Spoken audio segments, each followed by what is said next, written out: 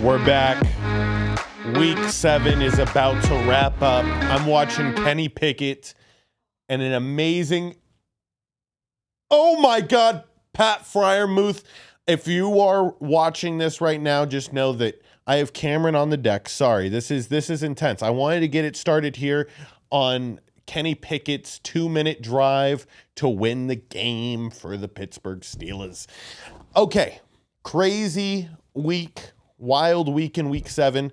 Just want to give a quick shout out to John Orlando of Action Junkeez and Gio Elmore of Fitness Junkeez, because this morning we went to the Resorts World Sportsbook and I proceeded to lose. I lost $65 today. I put $65 in bets down. Nothing, no avail. John is currently writing out a ticket that would win him $3,400. So I wanted to just say, watching a game at a sports book Sunday morning, there's no other feeling like it. It's similar to the feeling I have right now, where it's like Cameron and I are watching the Steelers drive down.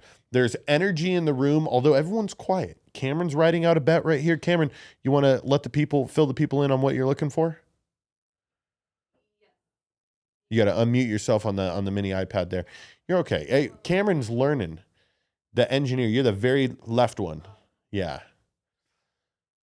So once you unmute that, Kenny Pickett has thrown a lot of interceptions tonight. Tua Tagovailoa has also thrown interceptions that weren't intercepted.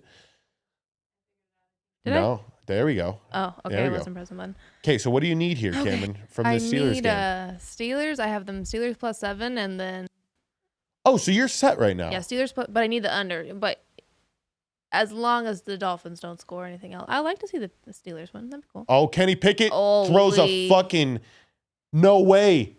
He called him out of bounds. Okay, so this last drive of the Steelers game, this entire Steelers game has been just fucking back and forth bullshit between Tua Tagovailoa not being able to get it to his receivers, throwing picks.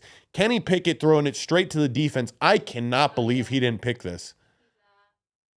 2 down. Yep. He got it. Nope. No, what? Yep. That's it. Wow. Way to put his feet down.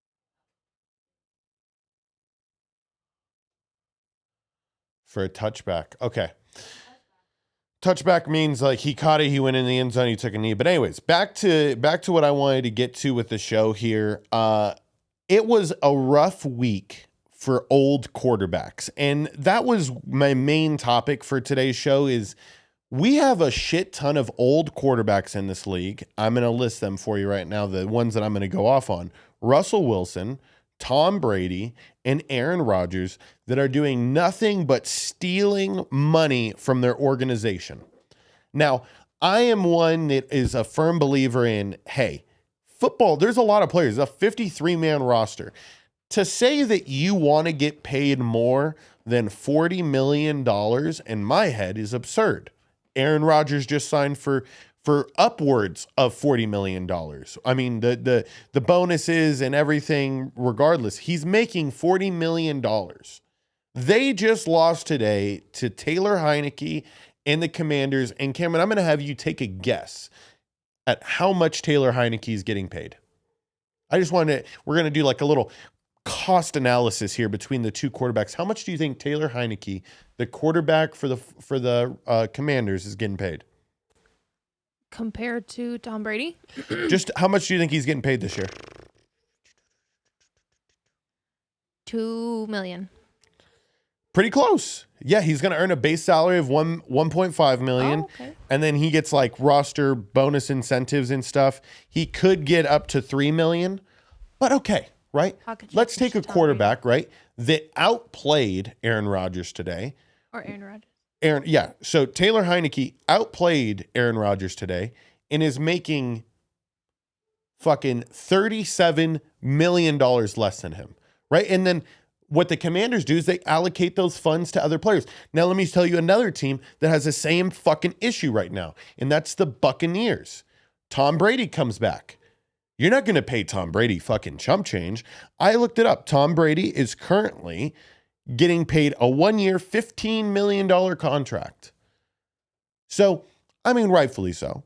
The dude's won lots of Super Bowls. $15 million might not be the worst thing, but he's playing like shit right now. Does Tom Brady get less than Aaron Rodgers? Tom Brady gets significantly less than Aaron Rodgers. Why But does Tom Aaron Brady, Rodgers get so much? Aaron Rodgers gets so much because he's playing in the middle of nowhere in Green Bay. He's the only fucking attraction that those people have. If they lose Aaron Rodgers, they pretty much lose their fucking team, right? Like everybody who's bought into the Packers, they've gotten lucky, right? They got Bart Starr. Then they got Brett Favre. Then they get Aaron Rodgers. This fucking franchise has been blessed by the football gods. But then to give this dude that much money, you're not allocating for the positions that you need, which is the offensive line, which is hurting really bad now for the Packers. And you need fucking talent on the outside. You need people that can get open. Aaron Rodgers is struggling to find receivers. Randall Cobb is out. He's not, doing what they thought their little last MJ tour would be. He had one last year with Devontae Adams, but the fucking jig is up. We're paying these quarterbacks entirely too much money, and it goes to show, like a kid like Kenny Pickett coming in, at least making the game competitive. Tua, on the other hand, young quarterback, making games competitive, fiery team. But what you can do with those teams is you can build around them. Let me go a couple of years back to Jared Goff and the Rams, right? They were paying Jared Goff shit, rookie contract. But then look what you're able to build around that. Aaron Donald, Jalen Ramsey, I'm blanking on some other big time name. I mean, they didn't have to pay Cooper Kupp yet, that what he's truly worth, but they had some other, I'm trying to think. They paid Brandon Cooks big money. But regardless, you pay your quarterback less, you have way more money to allocate to all these other players on your team, which makes your team happy, which then, increases the performance of your team. What we're seeing right now with the Packers and with the Buccaneers is either one of two things. Either shit's going to go really, really sideways and sour here in these next 8 weeks, where Tom Brady is currently on pace to throw for only 16 touchdowns and 2 interceptions, which, I mean, numbers-wise, isn't that bad. But Tom Brady, through 7 games, has thrown 8 touchdown passes. And in the past 2 years, he's thrown 43, 42 touchdown passes. He's for sure not going to hit that this year, unless that option 2 happens, right? Where these big-time quarterbacks, they're feeling it out early on in the year. They're trying to get their teams motivated, but then they know when to turn it on. And this is where me as a reporter, I can get fucked here. I can get ridiculed down to the nub because look at me. I'm talking bad about them week 7, but then week 15 comes around. Aaron Rodgers is on a fucking 7-game win streak and has the possibility to win another MVP. And then I look like a bad guy. Okay? I look like a fucking bad guy because I'm highlighting the fucking truth. How much more pain and suffering do you want the rest of your team to go through financially to see you play like garbage week in and week out? And we're seeing that with Aaron Rodgers. We're seeing that especially with Tom Brady. They're not playing the way that we once remember them as. These superstar mogul type people who are able to make plays and keep their teams in the game. Tom Brady and the Buccaneers lost to Kenny Pickett and the Steelers last week. Horrible team. Then they lose this week to fucking Carolina. Run CMC goes to the 49ers. They're trying to trade their best fucking receiver. Everybody wants out of fucking Carolina right now. Robbie Anderson's motherfucking the coach on the sideline last week. He leaves. Everybody wants out of Carolina. Carolina beats the Bucs? Holy fucking shit. I was blown away, perplexed, baffled, fucking astonished. I could not believe my eyes. And I watched that game, and what I saw was just a lack of dedication from the offensive front from both the Packers and the Buccaneers. But let me just touch in another fucking quarterback, and I mentioned his name earlier, that's a piece of shit, and he's been sucking really bad. He didn't play today because he has a little bit of a quad injury. Let's talk about Team 3 and Russell Wilson and Broncos country. Let's ride. $40 million quarterback again. Fucking their backup, Ripken, makes it look fucking more entertaining. It's something to do. I shit you not, right? Like, imagine, Cameron. And I mean, this is just hypothetically speaking. You're on a team, right? You see everybody around you busting their ass. Really tough positions, offensive line, really tough position. You're hitting people every fucking play, right? You know, receivers, they're running. They're having the block. They're outside. Tight ends, same thing. You know, they have to be those versatile monsters. Running backs, fucking taking the pound in every play. And then you got the little, look at me. I got a fucking little quarterback band. Look at me, I'm the quarterback. I got the little white towel that's just so far down. I got the little visor. I got the fucking eye black on. I got the fucking, you know, the little clever sayings written on the fucking wrist tape. Give me a fucking break. Quarterbacks are such bitches. And there's very few that I really have bought into that I'm like, not a bitch. Josh Allen, that ain't no bitch. Lamar Jackson, that ain't no bitch. But there's some quarterbacks. They got a little touch of bitch assness to them. Russell Wilson being the fucking main culprit. He sits out today. What I was getting to when I was asking you, right? And I went through all the positions and how tough it is. Then you see this quarterback come in. He's making significantly more money than you. Everybody in the world is talking about this guy. But you're busting your ass every fucking play. How would it make you feel if you were outperforming somebody that is getting paid upwards of $30 million more than you? How would it make you feel? I'd be pretty upset. Horrible, Cameron. Pretty upset only. It would make you feel shitty. Yeah. I wouldn't want to work as hard. Fuck. Maybe. They're paying these, like, I don't, and I just, maybe money. Why do quarterbacks get paid so much more? How long has it been? Well, Cameron. Is it just because they're like the poster? You know, if you child don't for the have a team? good one, then your team oftentimes sucks. Well, then that kind of means that they're a rather important. Okay. I get it. But what I'm saying is, you should at least, like, there's a discrepancy though. Like, I'm not saying they shouldn't get paid more. Look at Tom Brady. He's taking $15 million. If I'm going to say anything good about that motherfucker, it's that he's taking $15 million and not 30, 40 million. Because once it gets to that level, then how in the fuck, if you are really bad, can you justify the dollar bills compared to people that are actually making winning plays on your team? Like defensive linemen, very important. Underpaid. They're starting to get paid now. Captain of your defense. Like, there's so many fucking positions. And this is why it's tough to be a GM, right? Because they have to battle, right? Green Bay had 100%, had every right to tell Aaron Rodgers, hey, listen, we love you. You've done plenty for us. We really are appreciative. But you are not worth $48 million this year. For the sole fact that we need people to put around you, champ. I don't know if you've, seen that Devontae Adams fucking left. All right? Your only go-to receiver left. Then your backup, Marquez Valdez-Scantling, gone. Went to Patrick Mahomes and the Chiefs. You lost people. You made more money. Are you happy? I couldn't be happy on a losing team. Like, that's just, and that's why I think if anybody out of those three, out of Russell, Aaron, and Papa Tom is going to fucking figure it out. I think he has at least a decent enough team around him to figure it out. Aaron Rodgers ain't got shit. And Russell Wilson is, I think he's going to find every excuse to be in street clothes for the next 2-3 weeks. Let's get this other dude fucking in there. Let me continue to make I don't know. Russell Wilson probably made, if we were to break it down, $1.5 to $2 million. He made the fucking Broncos quarterback salary with a clipboard on the sideline. That's that shit, right? Like, how do you not, as a fucking player, you have to feel that. You feel that at any job. Fuck, I work here at Sticky Paws Studios. I feel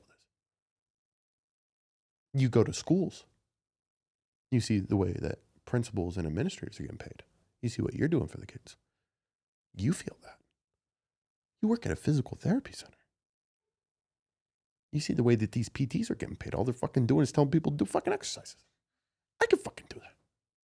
Pay discrepancy. It makes you feel some type of way. We can't act like it doesn't have some type of, result on the way that people feel. Let's touch on this. The Saints are bad. We have 3 quarterbacks that are all in the B- range. Taysom Hill, Jameis Winston, and Andy Dalton. They're all just B-, teetering on C quarterbacks. We have to pick one and run with it. And I like, as much as people are like, oh, Taysom Hill can't be a quarterback. I'm like, well, motherfucker, I think he could. He's a tight end that comes in and plays quarterback sometimes, and he's been throwing the ball more these past couple of weeks. We need to get, Jameis Winston needs a fucking cheerleader uniform. With the way that he fucking bounces around the time, his eyes are always wide open. You see Jameis Winston on the sideline, he's always like this. Yes, coach. You hear a play call, he's like, yes, coach. Yes, I can feel the football right now. I can feel the football around me right now. My favorite is whenever a Saints player either gets a penalty or a Saints player gets injured, Jameis Winston is fucking first person over. You good, dog? You good? You good? Hey, I got you. You need your leg stretched out right now? You cramping? I just want to remind you, I'm on the sideline. Andy Dalton's in right now, but I got your back. So either we need to get him a fucking training uniform so he can help our players with the rehabbing, or we get him a fucking cheerleader uniform, or we put him in the fucking game and we figure it out. But our defense is atrocious. I am in a division that's literally wide the fuck open. Like I said, the Panthers have given up. The Falcons they can't fucking win a game. The Saints at least beat them once. And then the Buccaneers with Tom Brady, and they haven't figured it out. We have the opportunity to steal a playoff spot, but can we fucking seize it? I don't know. I really want to see right now what they are at to win the division on Station Sportsbook. So that while I do that, I want to give a quick shout out to everybody that has followed, liked, shared, and subscribed to any one of my videos. I've had a lot of support in the past couple of weeks, and I just want to keep on grinding, keep on doing this thing, because one day I want to make this a living for Cameron and I, where I can just come in and record on a Sunday, and somehow that pays for our entire week. So if we can ever get to that point, I know that I will have somewhat made it. And I can only do that if you guys continue to like, share, subscribe, write a review, tell a friend, be a part of the show. I am a platform in which I want people to come on and talk their shit. All right, time to look for this. Pro football, futures. There's an Eagles prop. Oh my God. Nope. Team totals. Wow. Okay, I guess they don't have futures listed. I'm not a fan of Station. This is a PSA. Fuck Station Sportsbook. It has the worst sports betting app. Like William Hill Premium, I am a huge fan. I got to go back to you. Cameron, any last things? Any last like little sour pieces that you had, like any teams that you're like, man, why can't these fucking people figure it out and win me a game? You're crushing it in fantasy right now. You want to tell people your fantasy record? I'm 6-1. I'm the only person who's 6-1 in the league. And so that's going pretty good. And I didn't even have Josh Allen this week. I won without him. That's the part. And I was right? scared. That's the part people. I was scared about that. Everybody comes in the studio and is like, "Fuck, we're gonna lose to Cameron this week. I can't." There's a good I can't chance fucking they will. escape it. I can't fucking escape it. Oh, I have one don't look now team. This is what I'm leaving on. Don't look now. Don't look now. Don't look now. But the Tennessee Titans are about to win 6 games in a row. They're going to be 10-2. Derrick Henry's starting to figure it out. Mike Vrabel and that defense is starting to tighten it up.